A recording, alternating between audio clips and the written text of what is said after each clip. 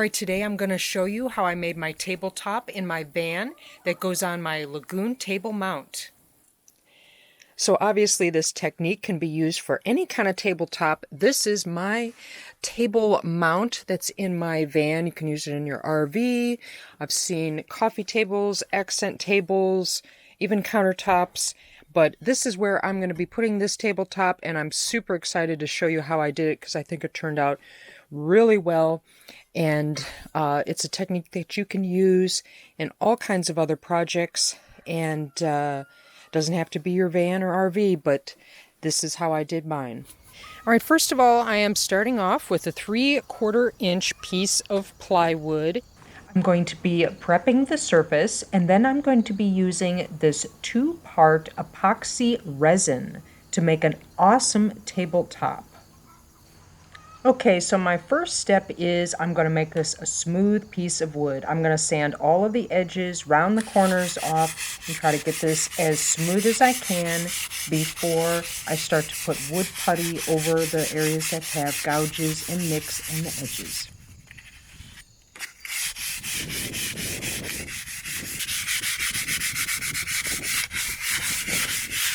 This knot here I'm going to fill in with wood putty and any of these little gouges and stuff. This was a scrap piece of wood actually, and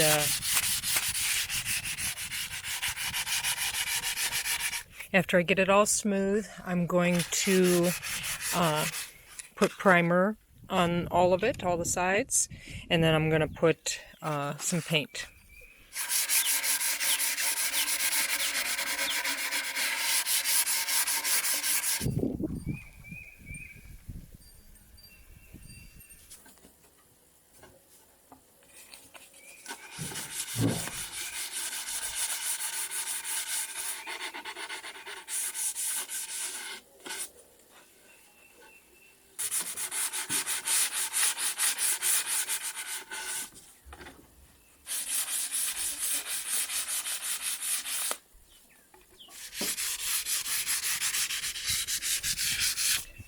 Alright, we got it pretty smooth everywhere. We got the edges smoothed off and slightly rounded. This edge is nice and smooth. I have a little bit of like damage here.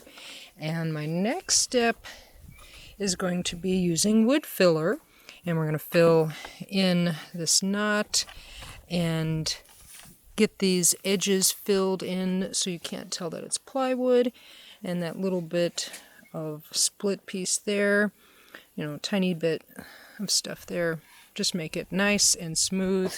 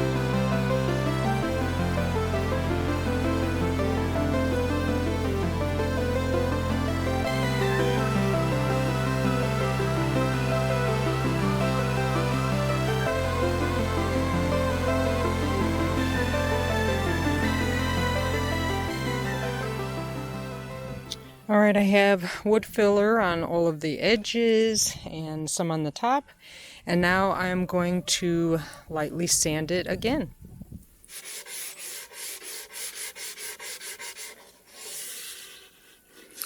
Alright, so I got all my spots sanded, and you may have to go back over it if you have larger holes, like that one was the knot, and it's pretty smooth and almost ready for its first coat of primer.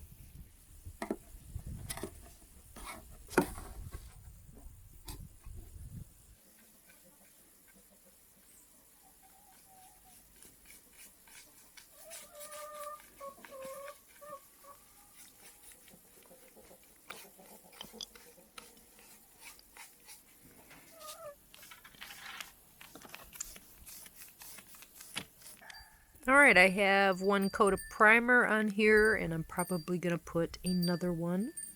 And I'm going to also do the back. And the next step that I'm going to do is I'm going to be taking this acrylic paint. I have several different colors, and I'm going to be doing kind of a background color on here before I do the resin, maybe to make a little bit more depth. I have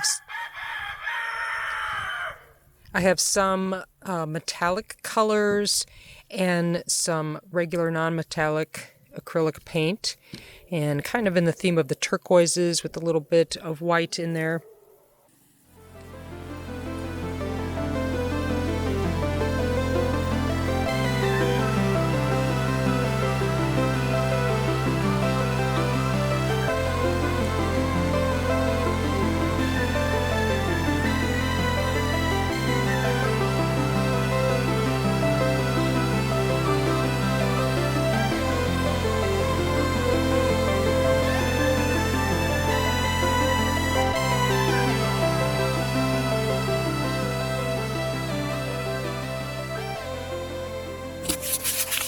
And I'm just going to keep kind of working it all in there until you can't see some of the wood grain.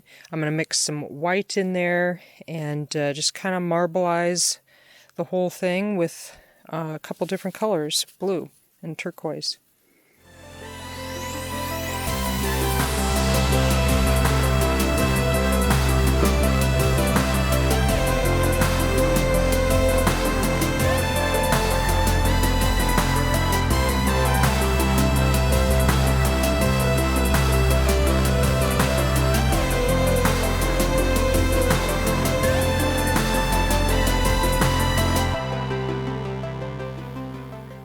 Alright, I have my acrylic paint color on my first layer here, and I'm going to let that dry. And I might go over it a little bit to touch it up in a few spots, but that's probably going to be pretty good enough because I'm going to use the resin over the top and put some dye and colors in that resin and do a few little techniques in that. And so I'm hoping that'll kind of give it depth. We'll have this bottom layer of color, and then the resin will have color to make it a little bit thicker and have more depth. Alright, so my table is all dry, and we're getting ready to do the next step here. And I'll show you some of my supplies that I have. I have a plastic container, a larger one, for mixing the larger amount of resin, gloves. I have a small paintbrush. Of course, the kit for the two-part epoxy resin. I have my heat gun and some rubbing alcohol that I'm going to put in here. And then I have several more plastic cups for mixing batches of resin that has dye in it. And I have then some dye ink, alcohol inks. This is from like Ranger Industries. And I've had these for a while, and I'm going to try to do more of a turquoise kind of color. And then I also have some products that I've already had. They do have these a little bit newer, but so I've never used this product on this type of application. All right, I'm trying to get that to focus.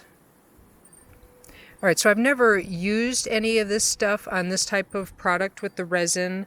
I've used that in like paper crafts. So a little bit of disclaimer, I have never done this kind of stuff before. We're just going to kind of experiment. This bottom color is just in case this dye stuff doesn't color it enough, and when I pour it over there, maybe there's still some clear, because like I said, I've never tried it before. So maybe if there was some clear areas, it would still show this color underneath, so you can at least still see something, but it may cover it all up. I don't know. And so I have my area prepped, and my first step is I'm going to measure a small amount of this out, and go ahead and mix up a little bit.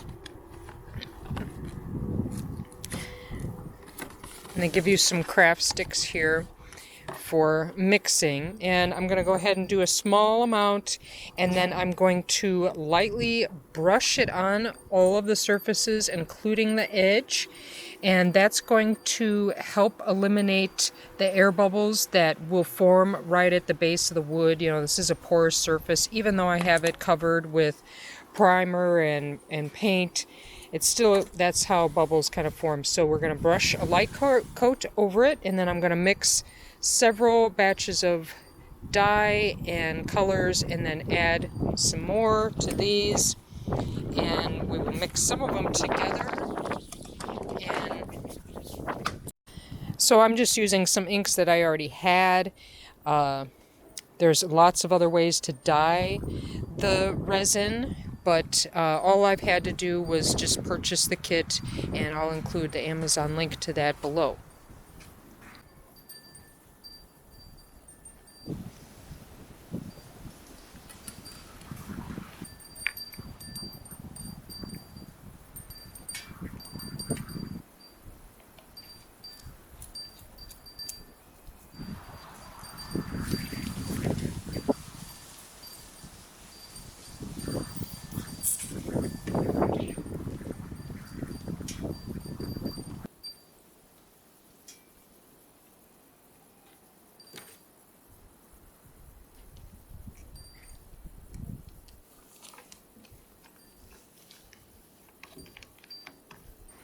Some of the most important steps is to make sure that you get these products measured out equally and mixed together. There's a part A and B, and they have a measuring cup included, so you make sure that you have exactly half of the product.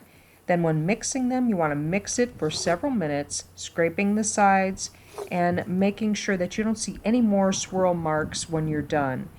If you don't do this, it'll leave soft spots in your project where the product doesn't cure. Alright, so this is what I'm going to be using to just put a thin coat, moisten the whole top and sides.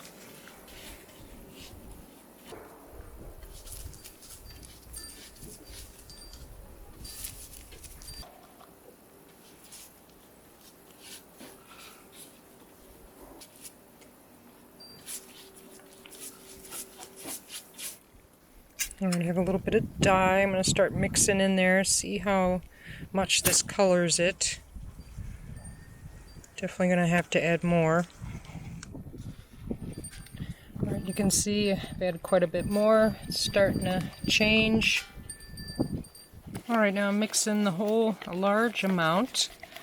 And then I'm going to add some of my smaller amounts of colors to this. Scraping the sides. Making sure I'm getting it mixed really well.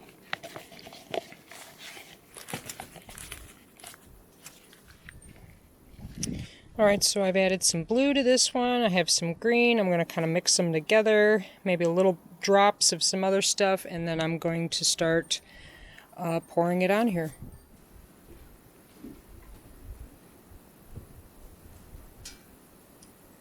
Ooh. Stupid wasp. Wasps. Alright, a couple more little drops of color in there. I'm just going to lightly stir that in there. And so it's not really all mixed. You see the swirls. Did that in this cup also. And I'm going to go ahead and pour this into the main one without mixing it.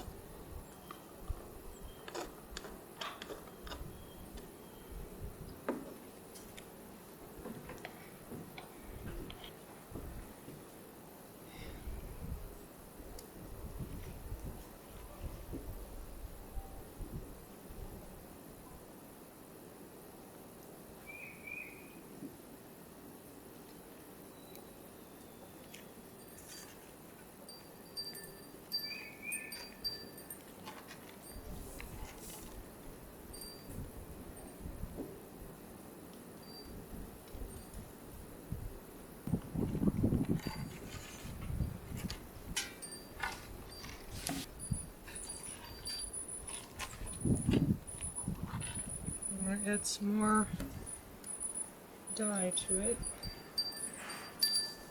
Take this off briefly.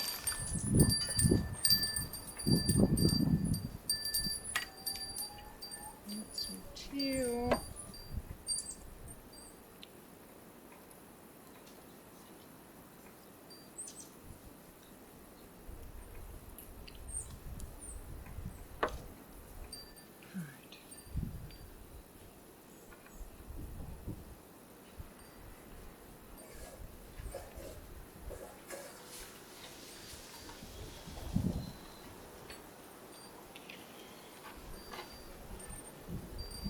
Just kind of mixing it around, kind of drag it around, make sure we're getting to the edges. This product works best at about 70 to 80 degrees. It's nice and warm today, so it's self-leveling and it will smooth itself out when I'm done.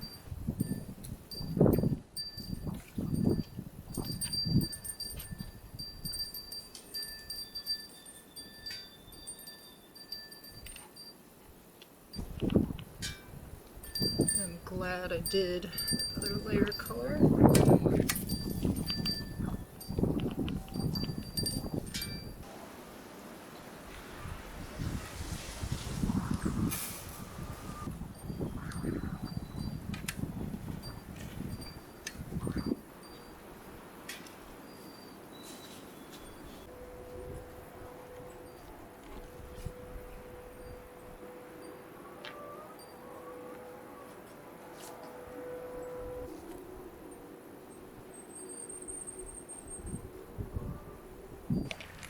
So I'm going to paint lightly over all of the edges. Most of the product is already dripping down the sides, but since we moistened it already, it's going to be a nice smooth surface when it drips down. And I also used masking tape on the back side so there won't be drips hanging down, and I'll be able to remove those later when it's dry.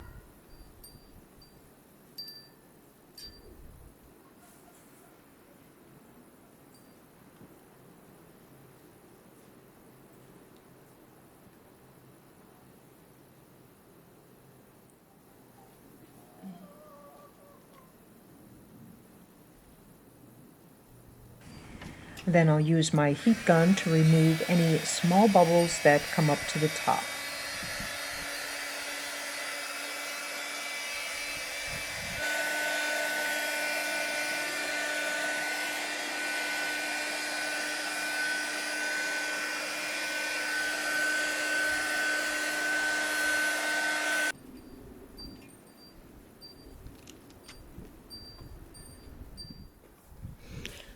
Alright, so I'm just taking these last little drips of dye that I've put in here and just kind of dragging them around so that it's not just a big pool of dye before it dries. Well, I'm real glad I put that base coat of color because I can still see it through there.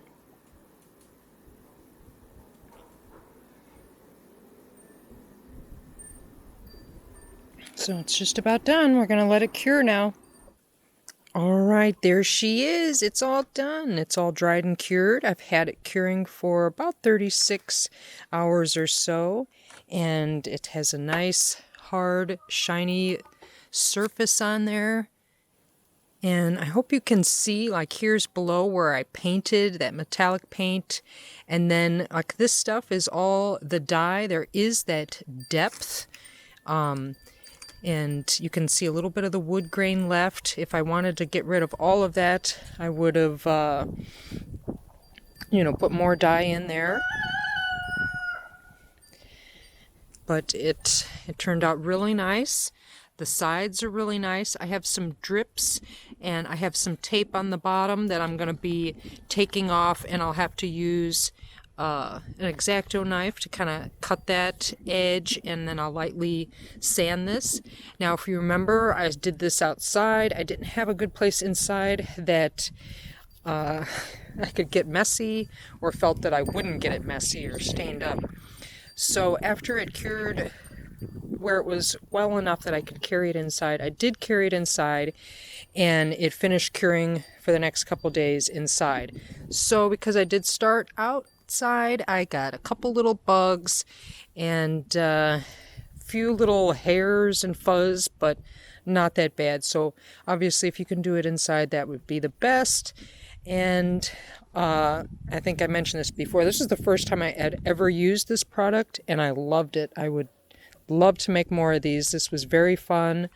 I could see tons of possibilities of what you could do with this. And this is my tabletop that I'm going to be putting in my van. Now, the only problems that I had besides the bugs was where I splattered some of my dye paint on top later on. Those kind of drips won't dry. You need to have that at least on the bottom layer or mixed in, like this stuff is all mixed in, and because dye ink takes forever to dry, or it just won't dry. So you need to make sure that those kind of little spots, I had flecked some dye here and there. I had flecked some dye like that, and those spots stayed on the top. So you want to make sure that it all gets pushed down, or do that kind of stuff first, and then your dye is good mixed in there, so you won't have any spots that don't dry, or where dye comes up if it didn't get mixed in well, if you're trying to get, really a lot of color in it. But it looks all good. Nothing's coming up. Nice. I'm really pleased with how it turned out. And as always, thanks for watching, and make sure to like and subscribe if you haven't done so already. Are you guys the ones that make all the noise? Yeah.